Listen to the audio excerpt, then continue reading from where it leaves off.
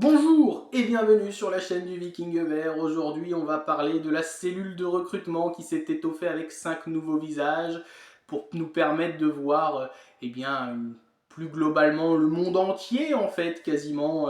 Donc voilà, l'agrandissement de cette cellule de recrutement qui est positif pour essayer de dénicher cette jeune perle rare que Kilmer veut tant. Donc, comme on sait, l'un des projets c'est d'acheter des jeunes joueurs, leur faire réaliser leur potentiel pour après faire une plus-value dessus.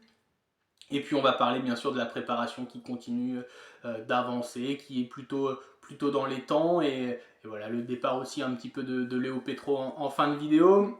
Donc voilà, n'hésite pas à t'abonner, à me donner ton ressenti sur cela, sur tout ce qui va se dire dans cette vidéo, et puis à l'aimer, la partager. D'ailleurs, on est plus de 200 maintenant sur la chaîne, donc c'est super positif. Voilà, les abonnés continuent d'affluer, vous êtes de plus en plus nombreux à réagir, donc ça fait plaisir. Donc voilà, on va rentrer dans le vif du sujet avec cette cellule de recrutement qui s'agrandit, donc 5 nouvelles personnes.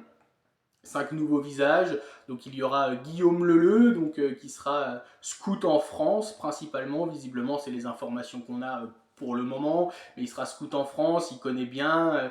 Il a été au LOSC notamment. C'est quelqu'un qui a une bonne visibilité sur les jeunes et moins jeunes, bien entendu. Il a du réseau, il connaît pas mal de monde parce qu'il a pas mal vadrouillé à travers la France pour découvrir des joueurs. Donc voilà, bienvenue à lui. Ça va peut-être nous permettre de recruter un ou deux joueurs d'expérience pour la Ligue 2. Ce serait pas mal. Il y a aussi Freddy Ferreira. Donc lui, il connaît bien le marché portugais, espagnol et belge. Scandinave aussi. On sait bien qu'en Europe du Nord, on avait eu une petite filière à un moment donné en Norvège avec Ole Selnaes, Sunderlund et, euh, et d'autres joueurs scandinaves, norvégiens notamment, et puis notre coach est norvégien, donc ça peut aussi aller dans ce sens. Et puis il a travaillé en MLS aussi, donc Freddy Ferrara, donc il connaît l'Amérique du Nord et un petit peu l'Amérique du Sud, donc voilà, il va pouvoir nous étendre là-dessus, même si visiblement il va plutôt travailler sur le mercato, le marché portugais, espagnol et belge, qui connaît bien. Donc voilà, peut-être un nouveau portugais comme Chico Lamba pour venir renforcer un secteur de jeu. On verra où cela nous mène. Uli Shire, alors lui c'est le plus connu de tous et celui qui a le plus beau CV. Il est passé notamment par Dortmund, Stuttgart et l'Ajax. Donc on sait que c'est des clubs qui aiment bien recruter des jeunes et les faire évoluer leur plein potentiel. Et puis après trouver une porte de sortie, soit au Bayern pour Dortmund ou dans un plus grand club comme l'Ajax qui revend beaucoup de jeunes un peu partout en Europe. Il avait notamment découvert Lucas Barrios, plutôt Amérique du Sud pour Uli Shire. D'ailleurs, il connaît très bien le marché américain et sud-américain notamment. Donc peut-être qu'on aura la chance d'avoir un petit prodige sud-américain qui débarquera à Saint-Étienne. On aime bien ce genre de profil de joueur. On a eu Alex et Alosio pour ne citer que. Donc voilà, s'il pouvait nous dénicher un joueur déjà de la stature de Lucas Barrios, ce serait déjà génial. Il y a aussi Pedro Ferreirinha, alors pardon pour la prononciation, donc qui est passé par Porto et l'Ajax, donc pareil, dans cette vision de recruter des jeunes, c'est des clubs qui savent le faire et Ferreirinha en fait partie, donc il connaît beaucoup le Portugal et l'Italie notamment, et puis les jeunes européens, voilà, ce sera son but de découvrir des jeunes joueurs européens qui ont entre les moins de 19, ce sera et les U21, ce sera sa catégorie de supervision de ce qui a été mis en premières infos pour lui. Donc voilà, peut-être qu'on va découvrir dans des divisions inférieures comme la nationale, de temps en temps, il y a un petit joueur qui peut se trouver là. Il a ça, la nationale, les réserves de pro et les catégories jeunes à superviser. Donc voilà, ça permet d'étendre notre recherche sur vraiment beaucoup de champs d'action. Et le dernier, c'est Alexandre Lousberg. Donc lui était déjà arrivé du Standard de Liège, on en avait déjà vaguement parlé. Donc lui, c'est plutôt sur tout ce qui est championnat, on va dire, émergent. C'est comme ça que c'est décrit. L'Afrique, notamment l'Afrique.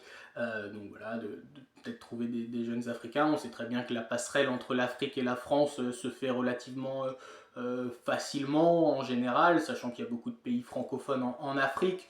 Donc, euh, donc voilà, et puis en plus il va épauler Loïc Perrin pour la structure juridique des transferts, donc ça doit être pour les contrats ou pour je suppose les clauses de transfert, etc. Donc voilà, ça va permettre d'avoir des renforts de qualité.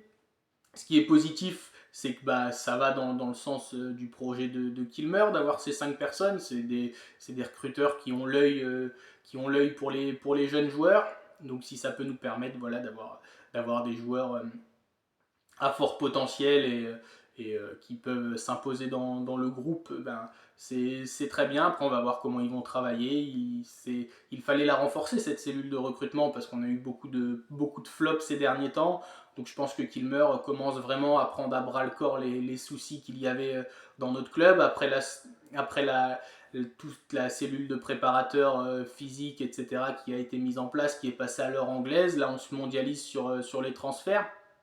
Et je pense que c'est une bonne chose, hein. Le football est devenu mondial et global, donc il y a des bons joueurs partout à trouver.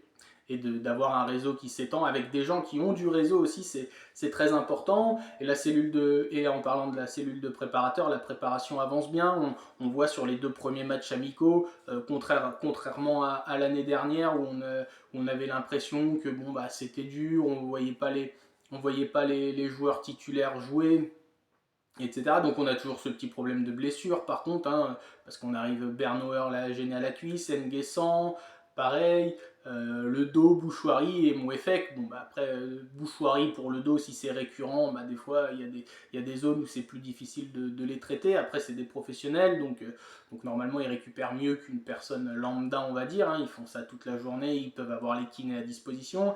Et Mouefek, bah, c'est l'éternel joueur de l'infirmerie, donc c'est peut-être un problème peut-être d'hygiène de vie ou autre pour Mouefek, donc ça je ne peux pas dire, je ne vis pas au quotidien avec Mouefek, mais voilà, donc à voir si la cellule de préparateur aussi commence à faire effet. Une chose est sûre, c'est que ça travaille fort et dur, on le voit hein, quand on joue à l'activité de Benold sur le dernier match, comparé à sa fin de saison dernière, je me dis qu'il y a eu un vrai travail de fond de fait.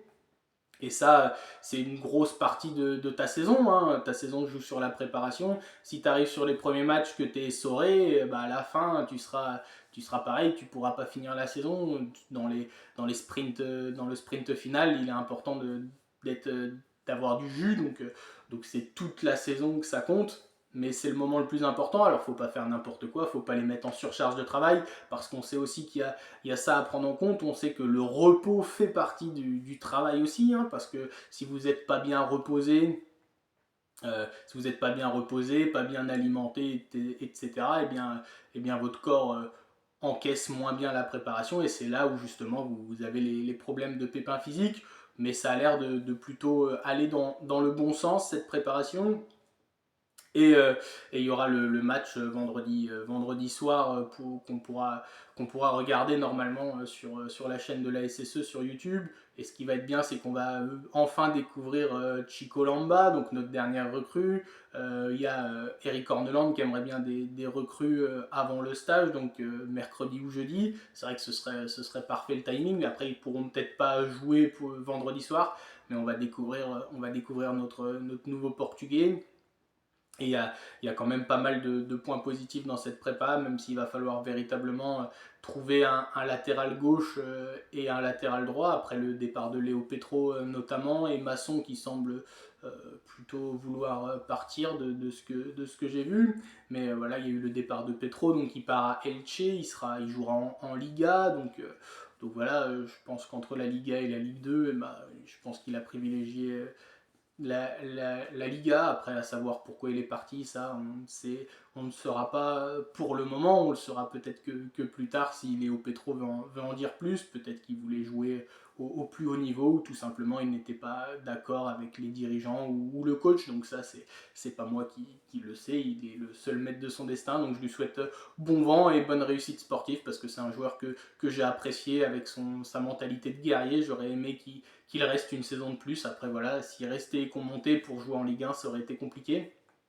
Donc maintenant, la cellule de recrutement qui s'est étoffée à ce chantier-là de trouver deux latéraux, donc un de chaque côté à minima, peut-être retrouver un milieu et un ou deux joueurs offensifs selon les mouvements qu'il y aura, parce qu'il y a toujours ça, on dit qu'il faut prévoir un attaquant, un ailier, etc. Mais pour le moment, Davitashvili et Stassin sont toujours là, donc je pense qu'on a l'effectif suffisant offensivement, du moins si ces deux joueurs restent, hein, parce que ça ferait Stassin, Cardona et Davitashvili, et puis Benold qui est en forme sur ce début de prépa, donc en espérant qu'il continue sur la saison. Il y a toujours Boakier, le jeune Nguessan, El Jamali que j'ai découvert samedi qui a un beau potentiel, et puis il y a toujours quelques jeunes qui peuvent prétendre. Donc je pense que le chantier offensif, tant que Stassin et Davitashvili ne sont pas partis, et ben ça se décantera pas, et on sait bien que Stassin et Davitashvili, c'est départ il y a, ce sera sans doute qu'au mois d'août. Donc il ne faut pas s'affoler là-dessus, je pense, même s'il faut quand même avoir l'œil à droite à gauche pour prendre ses précautions. Et puis au milieu, je pense que selon si Bouchouari est souvent blessé au dos, il faudra trouver un autre milieu de terrain, même s'il y a quelques jeunes qui sont prometteurs, qui vont rentrer dans la rotation sur tout le long de la saison. Donc voilà, les points, la cellule de recrutement qui s'agrandit, la préparation qui est dans la continuité et dans les temps, et puis Léo Petro qui est parti. Donc voilà, c'était le Viking vert. Ciao ciao.